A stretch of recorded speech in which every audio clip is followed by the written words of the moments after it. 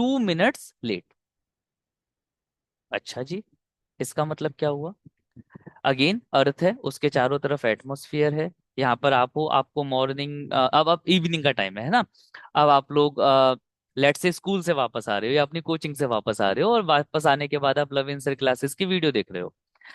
तो सेटिंग सन मतलब सन की पोजीशन है, वो अपने पास ऐसे जू जू जू जू जू जू जू जू जू इस तरह से पहुंचा। हमने उसको ट्रेस किया और अपेरेंट सन हमको यहाँ पर देखने को मिला। तो the sun appear to set 2 minutes late. तो सन सेट हो चुका है, लेकिन हमें 2 मिनट बाद जाके ऐसा लगेगा कि सन सेट हुआ है। तो एक बार दोबारा से, सन अपीयर होता है तो वो अपीयर होगा, उससे 2 मिनट पहले हमें ऐसा लगता है कि सन अपीयर हो गया। और जब सनसेट की मैं बात करूं तो सनसेट हो चुका है, लेकिन उसके 2 मिनट बाद जाके मुझे पता चलेगा कि अब सनसेट हुआ है। Okay, so that's the difference. And why this happened? Because because of atmosphere. और उस एटमॉस्फेयर की वजह से हमें रिफ्रैक्शन का फिनोमिना देखने को मिलता है, and that's why this thing happen.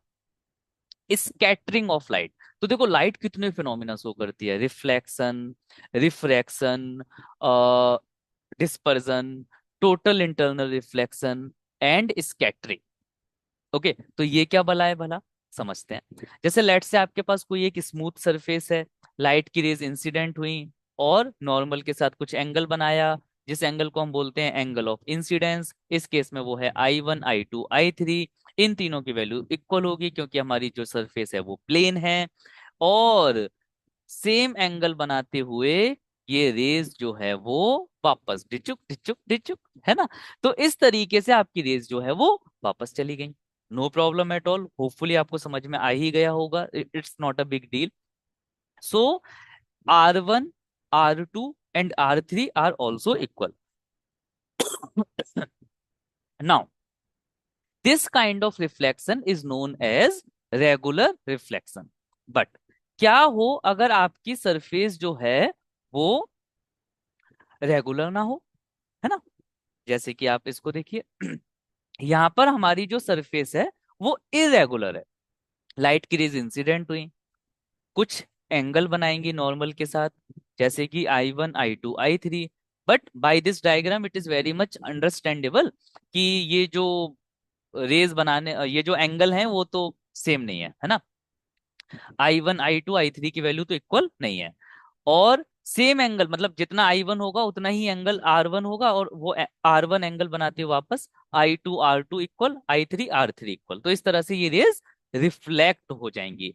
तो इसमें आपको नजर आ रहा होगा बालकों कि यहाँ पर I1, I2, I3 और R1, R2, R3 आपस में इक्वल नहीं है, जबकि रेगुलर रिफ्लेक्शन में ये इक्वल थे, है ना।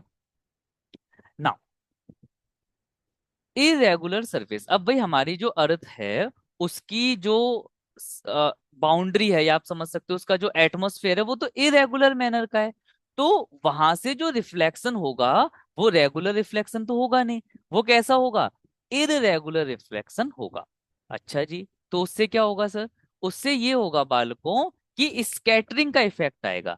Scattering is the process of absorption and then re emission of light energy. थोड़ा सा समझने की कोशिश करना।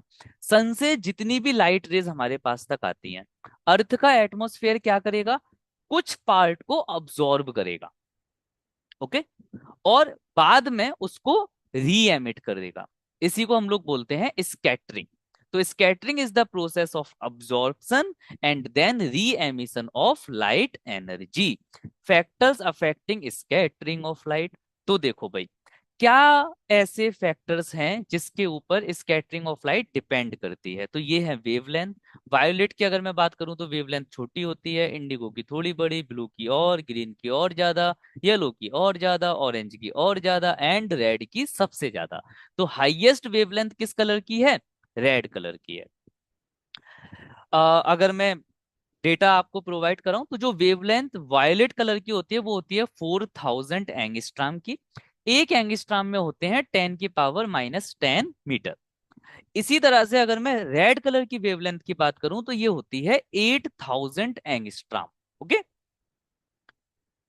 Violet light is scattered nearly 16 times more than the red light. तो जिसकी वेवलेंथ जितनी कम, वो उतना ही ज्यादा स्कैटरिंग इफेक्ट शो करेगी। तो as per this animation it's very much understandable कि जो वायलेट लाइट है उसकी वेवलेंथ जो है वो कम है, तो उसमें जो स्कैटरिंग इफेक्ट देखा जाएगा वो सबसे ज्यादा देखा जाएगा। तो लगभग लगभग 16 टाइम्स ज्यादा होता है वायलेट लाइट का scattering effect as compare to red light. अब थोड़ा सा समझते हैं। अगर हमारे पास कोई स्मॉलर पार्टिकल है और उससे व्हाइट लाइट टकराती है, काफी स्मॉलर है, तो वो लगभग लगभग ब्लू, इंडिगो इस कलर में स्कैटर्ड होती है। अगर पार्टिकल थोड़ा सा बड़ा है, जैसे धूल के पार्टिकल जो हमारे एटमॉस्फेयर में रहते हैं उसकी बात चल रही है, गैस के पार्टिकल्स होते हैं, वाटर ड्रॉपलेट्स होती हैं, तो अगर पार्टिकल्स थोड़े बड़े हैं तो जो लाइट्स स्कैटर्ड होगी वो होगी आपकी रेड या ऑरेंज। ओके। अगर आपके पार्टिकल्स का साइज काफी बड़ा है तो फिर व्हाइट कलर की लाइट ही जो है वो स्कैटर्ड होती है। डिस्टेंस के ऊपर भी स्कैटरिंग इफेक्ट जो है वो अ, फर्क डालता है। अच्छा, कभी आप लोगों ने सोचा है कि हमारा जो स्काई है उसका कलर कितना अलग अलग रहता है? देखो, जब दिन होता है, मतलब जब जब सूरज निकल रहा होता है तो व्हाइट कलर का होता है, रात के समय ब्लैक कलर का होता है, और जब सनसेट और सनराइज का समय होता है तो लगभग लगभग रेडिश कलर का हो जाता है। तो why our our like sky changing colours, है ना? क्या रीजन है इसका कि स्काई के जो कलर्स हैं वो अलग अलग होते हैं, राइट? तो समझते हैं। लेट्स से कि अभी हम दिन की बात करते हैं ना, दोपहर की बात करते हैं, आफ्टरनून की बात करते हैं। तो रेस ट्रेवल्स लीस्ट डिस्टेंस, क्योंकि सन हमारे काफी क्लोज रहता है तो रेस को जो ट्रेवल करना होता है वो काफी कम करना होता है, और इसकी वजह से हमें मिनिमम स्कैटरिंग देखने को मिलती है। अगर मिनिमम स्कैटरिंग है तो जो कलर हमें देखने को मिलेगा वो कलर होगा white. Okay. That's the reason कि at the time of afternoon हमको हमारा जो स्काई का कलर है वो व्हाइट कलर का दिखाई देता है। अब बात करते हैं जब सन ने हमसे थोड़ी सी डिस्टेंस बढ़ा ली, है ना, तो अब रेस को जो ट्रेवल करना होगा वो थोड़ा सा ज्यादा करना होगा, स्कैटरिंग थोड़ी सी बढ़ जाएगी, और जब स्कैटरिंग बढ़ जाएगी तो हमें कौन सा कलर दिखाई देगा? Sky blue. ओके। तो कई बार हमको हमारे एटमॉस्फेयर का जो कलर है वो स्काई ब्लू दिखाई देता है, हमारे आसमान का कलर स्काई ब्लू दिखाई देता है। तो होपफुली आपको रीजन अब समझ में आ रहा होगा। अब पोजीशन चेंज हुई सन और अर्थ के बीच की। इस बार रेस को ट्रेवल करना पड़ा लॉन्गेस्ट डिस्टेंस, मतलब इस बार उन्हें काफी लंबी डिस्टेंस कवर करनी है, तो मैक्सिमम स्कैटरिंग होगी, और मैक्सिमम स्कैटरिंग होने की वजह से जो हमें कलर दिखाई देगा वो दिखाई देगा रेड या ऑरेंज। एक बार दोबारा से इस प्रोसेस को दोबारा से समझते हैं। देखो,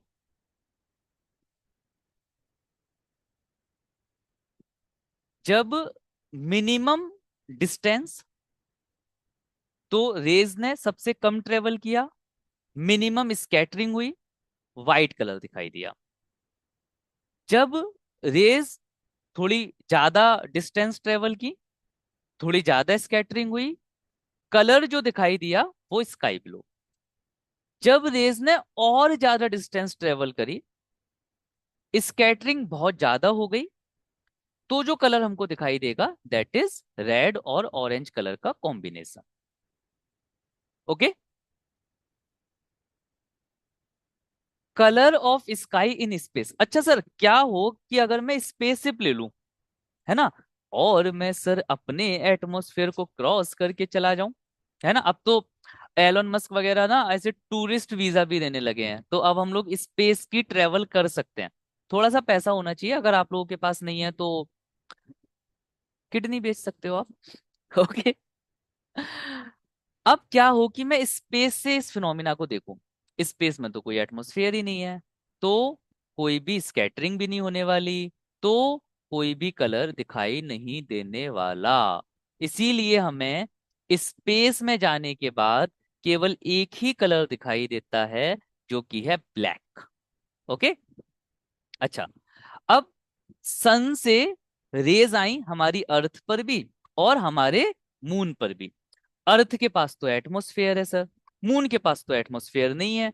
तो क्या होने वाला है?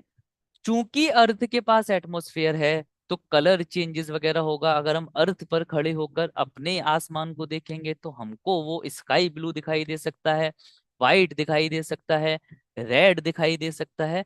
बट हमारे सिंपल मून पर, चंदा मामा पर कोई एटमॉस्फेयर नहीं है, तो वहां पर कोई स्कैटरिंग नहीं होगी, और उसकी वजह से वहां पर हमको केवल और केवल ब्लैक कलर दिखाई देगा। तो फ्यूचर में जब हम लोग मून पर रहने लगेंगे, तो हमें मून पर रहने में बस एक छोटी सी समस्या आएगी, कि जब भी हम आसमान को देखेंगे हमें अंधेरा ही दिखाई देगा। तो हमें लगेगा रात हो रखी है, रात हो रखी है, रात हो रखी है।